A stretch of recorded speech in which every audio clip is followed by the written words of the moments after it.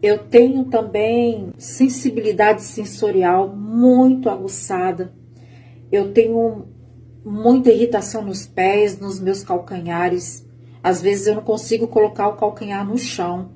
De verdade, eu não consigo. Não consigo tocar em algumas espessuras de roupa, alguns tecidos de roupa, colocar meus pés em areia. E eu sou assim, desde muito pequenininha. Depois de momentos sociais, para que eu me recupere de verdade, eu preciso me isolar. Eu preciso muito me isolar, não falar com ninguém, não receber ninguém, até que eu consiga raciocinar direito, sabe? É como se eu perdesse um pouco a noção de tudo, das coisas, e eu fico meio que... Eu preciso muito de um tempo de solitude para poder me recompor, para poder colocar o meu juízo, a minha mente no lugar. Antes de eu descobrir, eu sempre trabalhei. Fiz faculdade, eu fiz estágio em pedagogia, em escolas, mas quando eu chegava em casa, eu precisava... Gente, era uma tortura. Eu precisava muito de um tempo. O meu corpo físico doía, eu chorava muito. Para me movimentar em casa, para levantar, para ir no banheiro, para me movimentar, caminhar na minha casa, no meu quintal, eu tinha muita dificuldade porque eu sentia muita dor física. E isso vem do autismo e também do transtorno bipolar. Eu tenho muita sensibilidade com luz. A lâmpada da minha sala nunca é acesa, nunca está acesa. Só em momentos de muita necessidade mesmo. Mas do contrário, ela não fica acesa, porque a maior parte do tempo eu fico lá e eu não gosto que acendem a luz. Se eu estou no meu quarto e acendem a luz, eu fico muito brava. Eu tenho muitas crises. Eu quero gravar outro vídeo falando dos sintomas para vocês. Quando eu ainda estava exercendo, né, o que eu fui chamada por Deus para fazer, ministrando a palavra, ministrando louvor, eu consegui ainda assimilar algumas coisas, sabe? Só que hoje, no momento, eu não estou conseguindo, por isso que eu não estou fazendo mais. Eu quero também gravar outro vídeo falando sobre isso com vocês. Falando das estereotipias. Eu tenho mania de repetir sempre a última palavra das pessoas que estão falando comigo. Um exemplo, se tiver alguém conversando comigo, sempre a última palavra que a pessoa fala, eu repito e com uma voz diferente. Eu mudo a voz para repetir o que a pessoa falou. Isso é uma estereotipia. Às vezes eu ficava com vergonha e eu falava, meu Deus, as pessoas vão achar que eu sou louca. Só que hoje, sabendo, tendo a resposta que eu já estou tendo, depois do meu diagnóstico, eu tenho mais liberdade. Eu estou me aceitando, ainda estou passando por um processo de aceitação. Porém, eu me sinto com liberdade de poder expressar da minha forma autista, da minha maneira, o que eu sinto, o que eu estou sentindo, sabe? Porque é muito importante que a gente tenha essa liberdade de poder nos expressarmos da maneira que a gente consegue, porque nós temos esse jeito peculiar. E quando a gente sabe que a gente tem a liberdade para se expressar do nosso jeito, isso é maravilhoso. Eu tenho alguns hiperfocos, eu vou falar depois para vocês, em alguns outros vídeos. Tenho hiperfocos que me causam prejuízo. Tem alguns hiperfocos que são bons até um determinado tempo. Mas quando às vezes é exageradamente e você perde o controle daquilo, você fica hiperfocado naquilo e isso acaba te causando prejuízo. E eu tenho alguns hiperfocos que sim me causam prejuízo.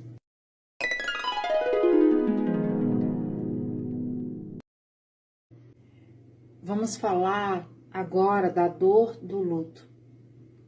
Perder o meu irmão mudou tudo. Foi uma dor que eu nunca tinha sentido antes, sabe? E ainda sinto todos os dias. E não é uma tristeza comum. É como se uma parte de mim tivesse ido embora com ele. Eu não consigo explicar, gente, porque Eu e meu irmão, nós tínhamos uma proximidade muito forte. Nós tínhamos um vínculo muito forte e espiritual também. O meu irmão, ele era mais velho do que eu. Ele, em fevereiro desse ano, ele estaria fazendo 52 anos. Eu tenho 47, ou seja, 5 anos de diferença. E ele me chamava de mãe. Sabe por quê? Porque eu cuidava dele espiritualmente. De 10 irmãos ao todo, eu sou a única cristã da família. E ele era o meu irmão querido, protetor. Ele era adicto, ele era usuário de drogas, ele era alcoólatra. No ano de 2017, ele morou comigo, com meu marido, com a minha família, por 6 meses, onde nós cuidamos muito dele espiritualmente, levamos ele para a igreja, ele passou em retiros espirituais, teve experiências com Deus, ele queria mudar, mas o vício não deixava, ele não tinha forças. E toda vez que ele estava passando por momentos difíceis, com os vícios, com as debilidades que ele estava vivendo, ele estava muito abatido, ele estava muito debilitado.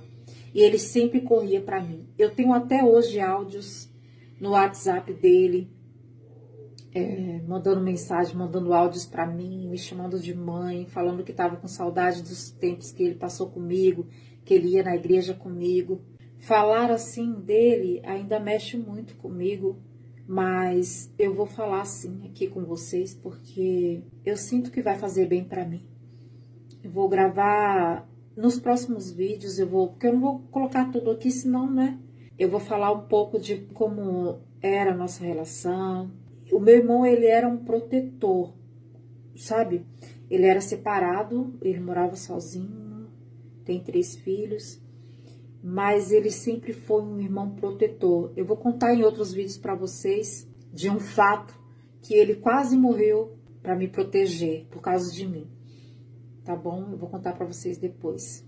E a minha psicóloga disse que o meu luto havia se tornado um luto patológico, onde eu vou passar o delineador aqui e volto com vocês, porque eu não consigo conversar e passar, tá bom?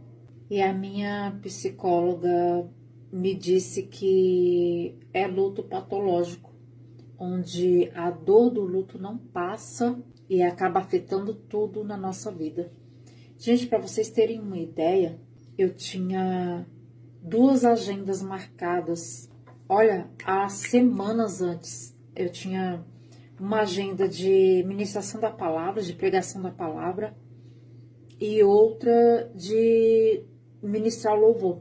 Eu toco violão e canto louvores, né? Eu sou ministra do evangelho e ministra de louvor.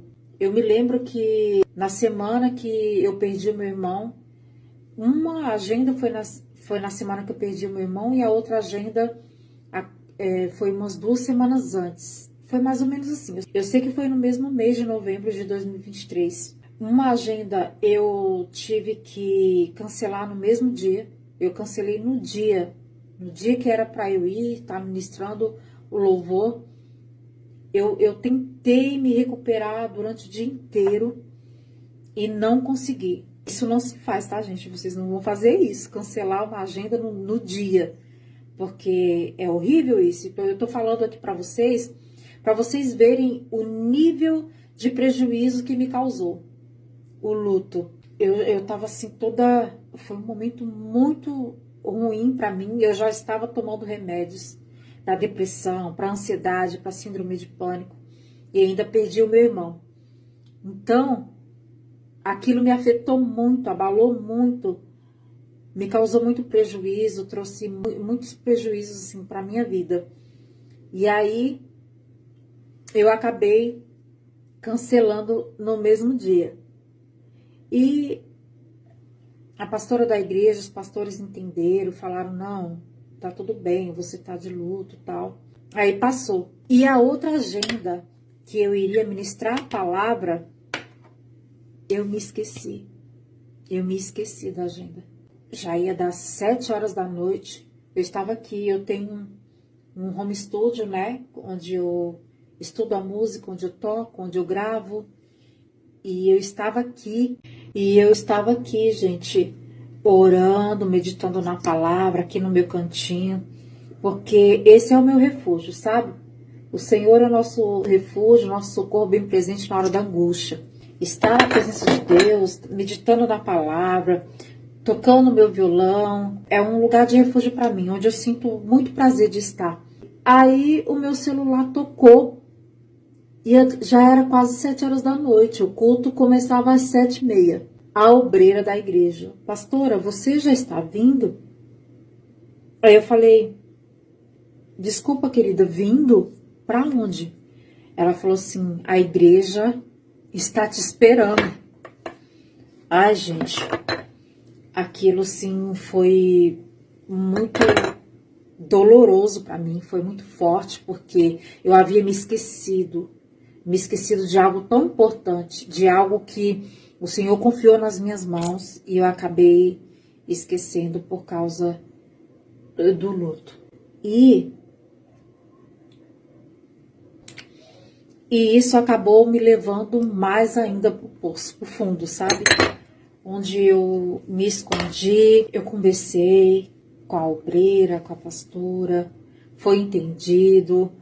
Falaram para mim: não, a gente dá um jeito aqui, não se preocupa, fique em paz. Mas eu não fiquei em paz, porque eu sempre fui muito rígida, eu sempre fui, que nem eu sempre falo nos meus vídeos, que eu sempre fui muito radical. A palavra, porque eu sou radical. A palavra radical quer dizer raiz. E eu sou muito enraizada na palavra, em Jesus Cristo. E eu levo muito a sério tudo que Ele me confiou, sabe? Sempre tentei entregar o meu melhor para Deus, naquilo que Ele me confiou. E eu sentia como se eu tivesse falhado. Eu falhei, eu não dei o meu melhor, eu deixei a desejar. E isso demorou um tempo para que eu pudesse aceitar que eu sou ser humano e que eu também posso errar. E principalmente num momento tão delicado da minha vida. E é isso.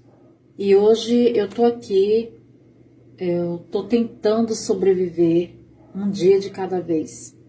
Faço tratamento psiquiátrico, faço tratamento psicológico. Estou em busca de viver uma vida normal, sabe? Eu sempre falei, eu sou um ET aqui nessa terra. Porque tem coisas em mim que eu não entendo. E hoje ainda que eu não entenda, eu tenho a resposta, sabe? Eu tenho a resposta e isso é libertador. E assim eu vou vivendo a cada dia. Eu estarei gravando mais vídeos, tá bom? Eu estarei abordando mais esse assunto. Nos próximos vídeos eu vou falar da bipolaridade, como eu descobri. E é isso, tá bom, gente? Deus abençoe todos vocês.